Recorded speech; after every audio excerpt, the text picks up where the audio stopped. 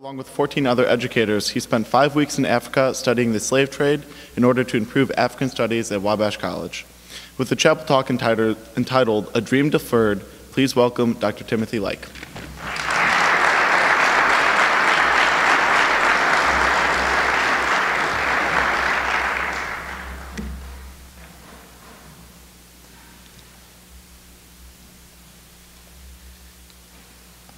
Let me express my sincere appreciation for members of the Sphinx Club for inviting me to address the student body, indeed the Wabash College community this morning. This is my third chapel talk, and I am humbled each time I am asked back. I was reminded of the importance of chapel talk by Senior Barrington Hodges. Our exchange went something like this. "What are you going to do?" Barrington asked. "I'm giving chapel talk tomorrow," I replied. "You haven't written it yet?" No, not yet." "Well, you can't wait till the last minute to write that. Do you know how important chapel talk is?" "Yes, I know." And now I was starting to feel myself a bit on the defensive, so I thought I'd take the offensive track. How many chapel talks have you attended?" "None," he said through a huge smile. "But I know how important they are. Did you tell the members of the MXI that you're doing chapel?" I'm on the defensive again. "No." "Why not? Why are you keeping it a secret?" "I'm not keeping it a secret," I said. At this time, Jeremy Morrison interrupted. "You haven't been to a chapel talk? Not even Bell Chapel?" Barrington answered with another huge smile and then a question. "How many chapel talks have you been to?"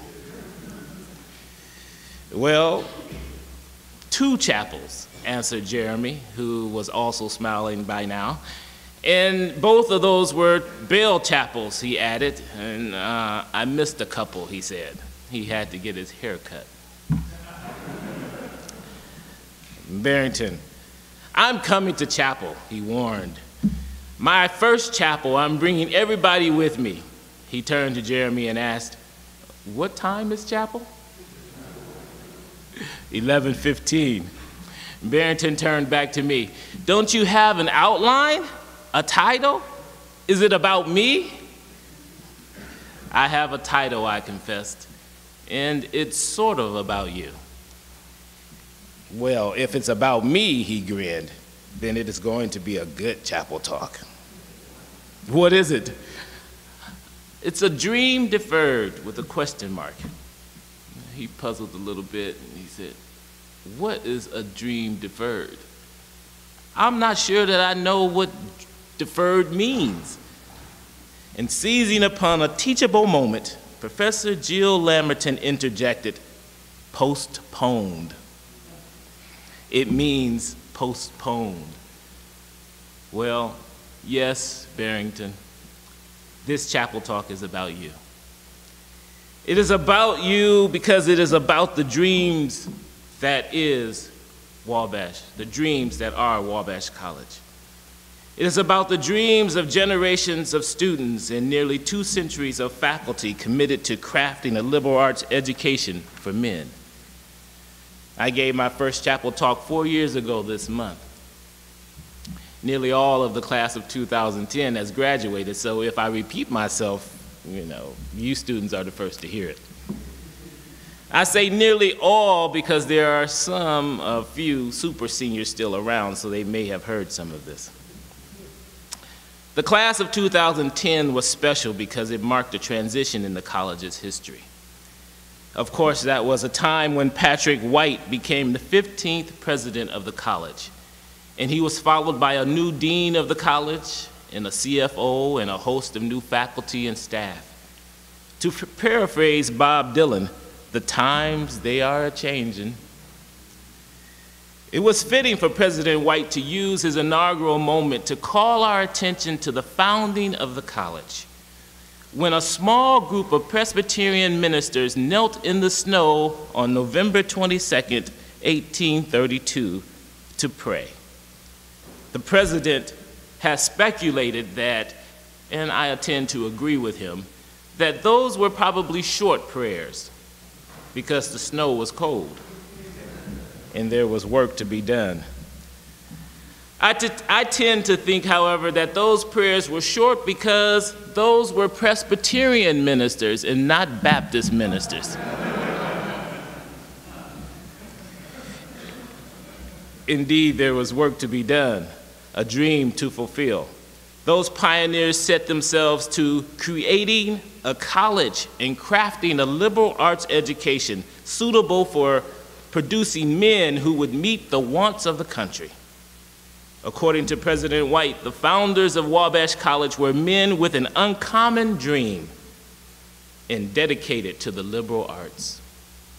This uncommon dream endures even for us now, and as President White instructs, we honor the past not by repeating what those men of our history did, but when we attempt to live as they lived, to dream as they dreamed.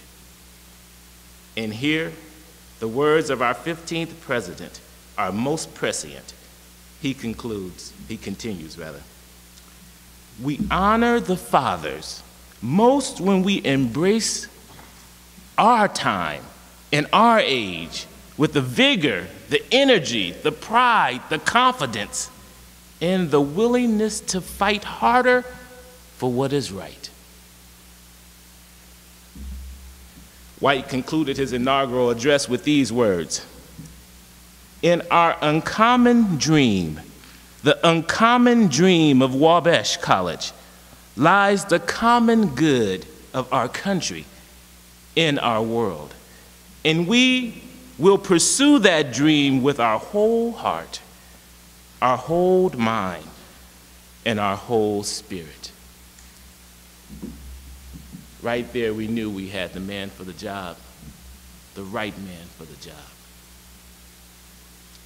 William Butler Yeats told us that responsibilities begins dreams, but White inverted that to read that in dreams begins responsibilities. And the difference here is more than semantics, but rather it signals a shift in orientation and perspective. What we have in White's alteration, in dreams begins reality, is a democratization of dreams and the heroism they demand. In a real sense, President White dared us to dream uncommon dreams, because if we did, we would be calling forth the same pioneering courage that animated those 9 men in 1832. The aphorism bears repeating: in dreams begins responsibilities. A liberal arts education for all men is the dream that is Wabash College. At the core of Wabash is a dream, a prayer, if you will, whispered in the snow, for a liberal arts education reflective of the best of our minds, experiences, and hopes. Yeats teaches us that responsibility brings dreams. President White replies, in our dreams begins responsibility.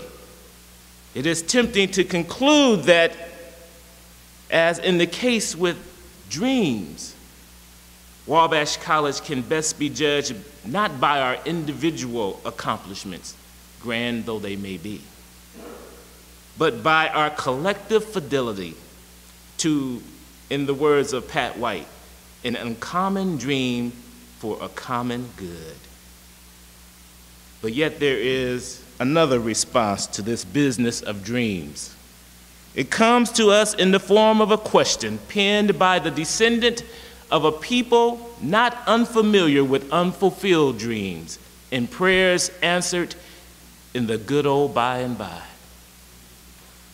Langston Hughes, that son of Africa's ancient dusky rivers, asked a question in poetic verse long on the lips of African Americans, those American darker brothers and sisters. What happens to a dream deferred? Does it dry up like a raisin in the sun, or fester like a sore and then run?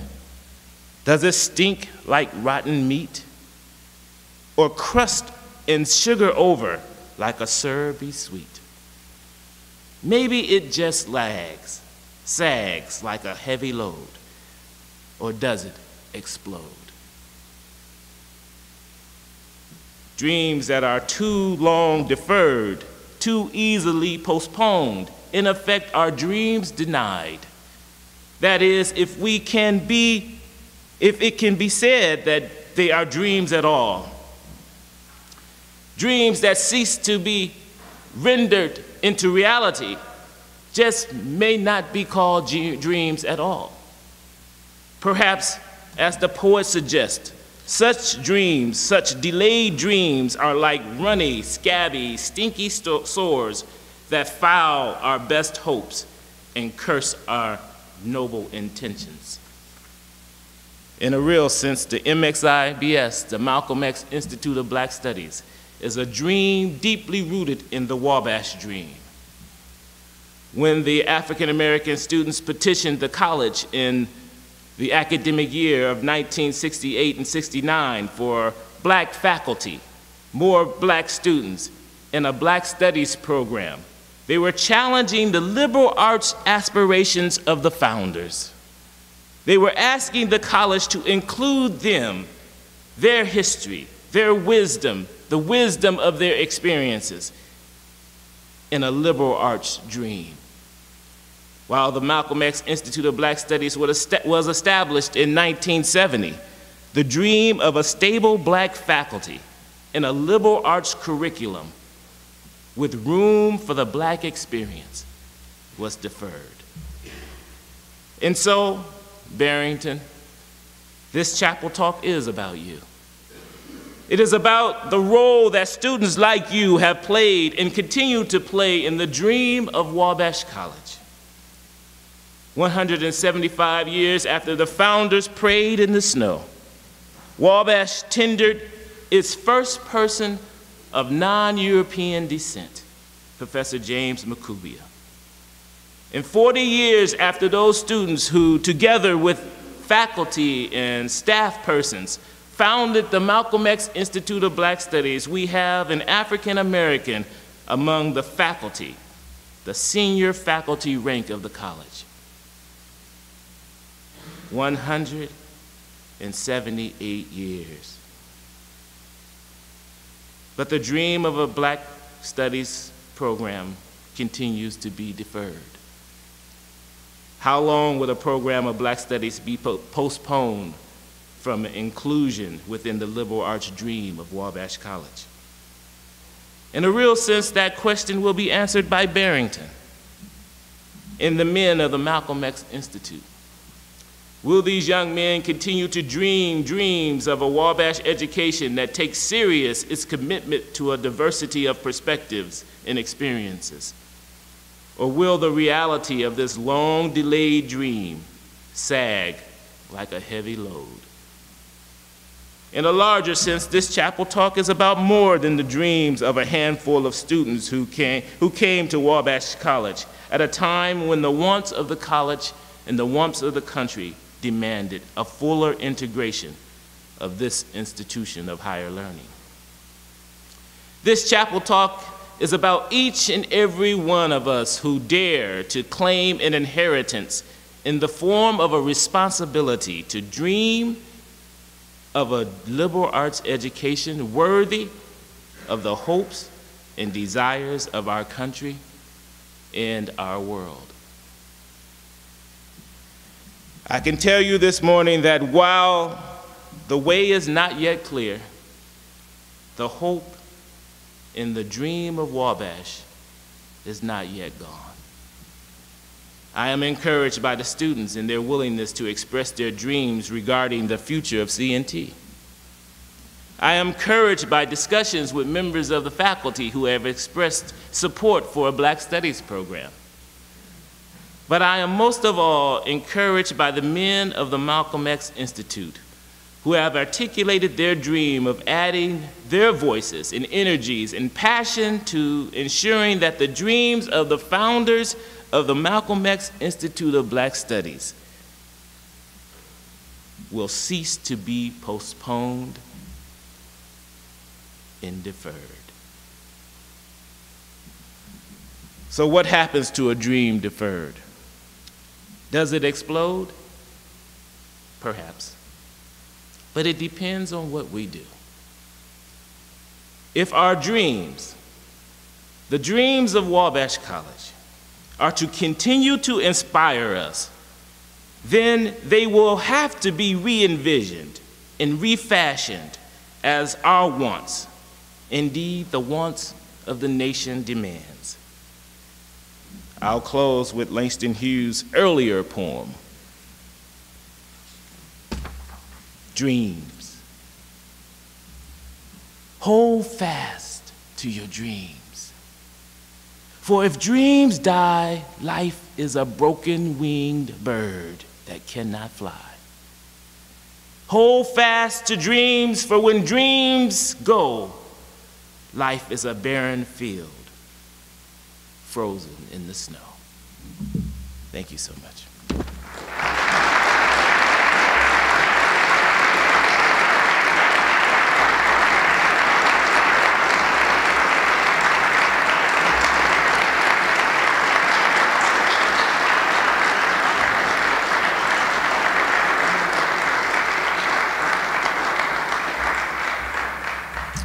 Thank you, Dr. Lake. I have a couple announcements for you. Tennis has 2 home matches this weekend, Saturday at 9 a.m. against Illinois Wesleyan, and then again at 4 p.m. against the University of Indianapolis. Both matches will be played at the Collette Tennis Center. Good luck to the basketball team as they travel to Worcester tomorrow and take on Wittenberg in the semifinals of the NCAC tournament. Also, good luck to the indoor track and field team as they travel to Anderson for the Fred Witt Invitational. That's Saturday at 10. The play Terra Nova is now playing at Ball Theater tonight, Friday and Saturday night at 8 p.m. Email boxoffice@wabash.edu for tickets or just show up early. The show is free for all students. TGIF will be tomorrow at Lambda Chi starting at 4:15. All are encouraged to attend. And let's all rise and sing Old Wabash.